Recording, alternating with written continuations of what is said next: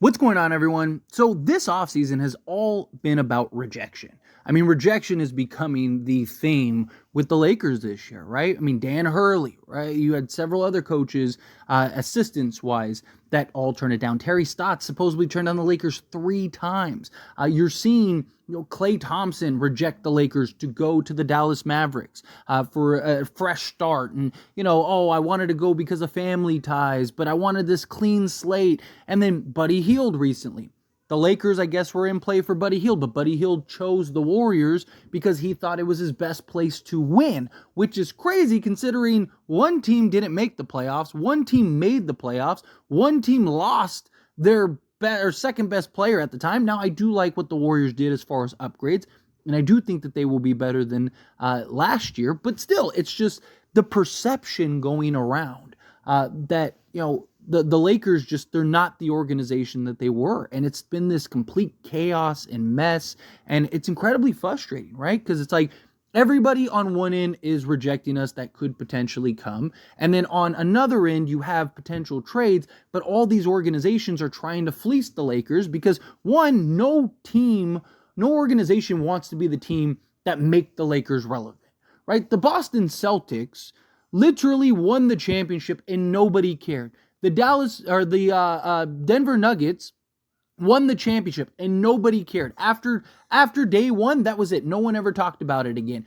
If the Lakers win the championship, that'll be in the conversation for months.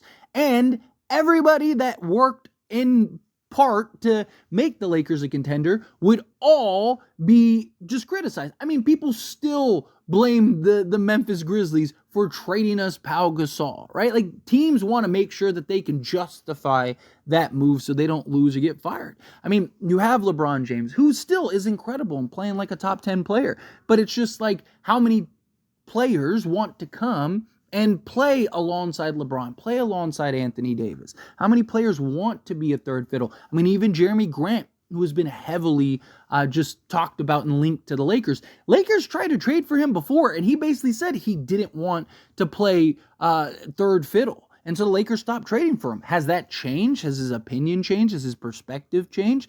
I don't know. Right? Like, he's said numerous times that he loves being in Portland, loves the situation he's in. Right? I mean, you have DeMar DeRozan, who would rather have the money than going to the Lakers and maybe fulfilling not only a lifelong dream, but potentially competing for a championship. Because if DeMar comes for the mid-level exception, which he's looking for 20 to 25 million, right? That's what he wants. He wants 20 to 25 million on a sign and trade, right? So he's looking at the Lakers are not worth $7 million for a chance to win a championship and live a lifelong dream. Guy that's never won a championship. It's just the growing narrative around the Lakers right now is that they're just a mess. And it looks that way. It genuinely does. It is a absolute chaotic, frustrating, just ready to pull your hair out and turn your hair gray if it's not already, just type of offseason. It's just like hit after hit after hit after hit. And, it's just, when does that domino fall? Does it fall? Is the other question, right? Like, LeBron James is probably taking the max on June 6th, which, look, he's supposed to take a little haircut just to keep the Lakers under that second cap, but it's very possible that, and unless the Lakers pull something off, he's going to go sign that max, and then that kind of basically takes out any potential, like, huge returns. Now, could the Lakers still go make multiple trades? That's a possibility. And look, it's not LeBron's fault. LeBron gave them their out. Hey, get this done, and I'll take a discount. And basically called the Lakers bluff, and the Lakers weren't able to go through it, right? And LeBron, in reality, he doesn't owe them that. He doesn't have to do that, but he's looking at it like, hey, if I can put this team in a position to go get another championship, I'm sure LeBron, like, a lot of people are running with this narrative that LeBron doesn't want to win. Of course he does. And you don't think LeBron James wants to win a championship with his son? You don't think LeBron wants to be in the NBA Finals and, hoist that trophy and pass it to his son? Of course he does. If LeBron could put together a real contender, he'll put together a real contender. The problem is, can the Lakers? Can Rob Pelinka and Jeannie Buss actually put it together is the question, right? Now, look, Rob has made a trade or several trades pretty much every year that he's been in office, right? So the idea is that he probably will make a trade. And look, I am always going to remain hopeful. I am always going to remain optimistic. To me, yes, it's frustrating. To me, just all the rejection, all the noise, the chaos, the dysfunction, it looks terrible right now. I get the perception. But to me, I'm one of those people, I can't jump the gun. Maybe I'm patient to a fault. But to me, I don't know what's going on. I don't have all the information to make a proper assessment. I don't know what the conversations are that Rob's having. I'm not in that room. You just saw Buddy Hield go for a second to the Golden State Warriors. It would have cost us a first. We tried to offer a second, 2 seconds, whatever for Buddy Hield, and we couldn't do it. It had to be a first. You saw DeJounte Murray go to the Pelicans for literally half of what we had to give up if we wanted to acquire him, right? So clearly there is this Laker tax. And why is that? Because no one wants to be the team that makes the Lakers relevant again. Right? I mean, the Lakers will always be relevant, but in the sense of winning championships. No team wants to be the team that comes in, they want to be able to justify it. Yeah, we traded them this guy and they won a championship, but look at what we got. We fleeced them. I mean, look at the Anthony Davis trade. The New Orleans Pelicans traded Anthony Davis to Lakers. Lakers immediately won a championship, and the Pelicans have nothing to show for it. Pelicans got absolutely fleeced. They literally have nothing to show for the Anthony Davis trade, right? They're about to trade Brandon Ingram. They're going to have nothing to show for that. They've been a play-in team for pretty much the entirety, right? And the Lakers were able to pull off a championship. So again, to me, it's not how you start, it's how you finish, right? And right now, all of us just want to grab our pitchforks and our torches and, go after Rob Pelinka. But again, we don't know what is happening. We don't know the situation. And I don't want to come on here and be like, oh, the Lakers are this, that, and the other, and Rob Pelinka is this, that, and the other. And then, tomorrow, Rob Pelinka pulls off DeMar DeRozan and Jeremy Grant and, some other, and now I got to look up here and I got to come on, yeah, Rob Pelinka, he's this, that, and the other, woo, right? And now I look foolish. Now I look silly. Now I look like somebody that's like, oh, so yesterday you felt like Rob Pelinka was the worst person ever, and now you're celebrating? Now you're cheering? And that's the problem. And a lot of people want a trade just to get a trade done. Right? A lot of people want Rob Pelinka to do something just to feel like something got done. But that's not the best action. I don't want to trade just to make a trade. I don't want to see Rob Pelinka, go and trade and sell the farm for Jeremy Grant, and he doesn't raise the ceiling enough, and we're not a real contender, and now we're still bad, and then LeBron leaves, we get through this era of the AD and LeBron thing, and we're terrible again, but we don't have any picks to get out of it. Right? I don't want to go through another 6-7 years of being terrible unless we win a championship. Right? If Rob Pelinka could pull off multiple trades and sell the farm, and we can win a championship in the next year or two, then fine, yes, because again, who knows when the next time the Lakers win a championship. But if all he can do is just kind of make a marginal move or make a move that's basically lateral just to say he made a move, and now not only are we not winning anything now, but we're not winning anything in the foreseeable future either, I can't get behind that.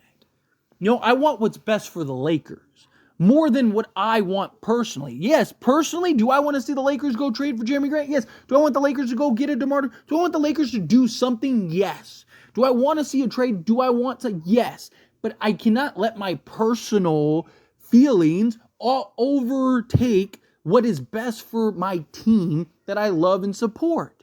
And the team that I love and support needs to do what's best for that team.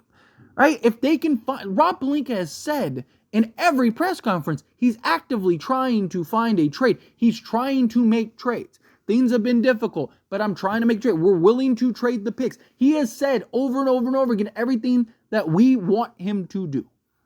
But so far, nothing's gotten done. That doesn't mean it won't.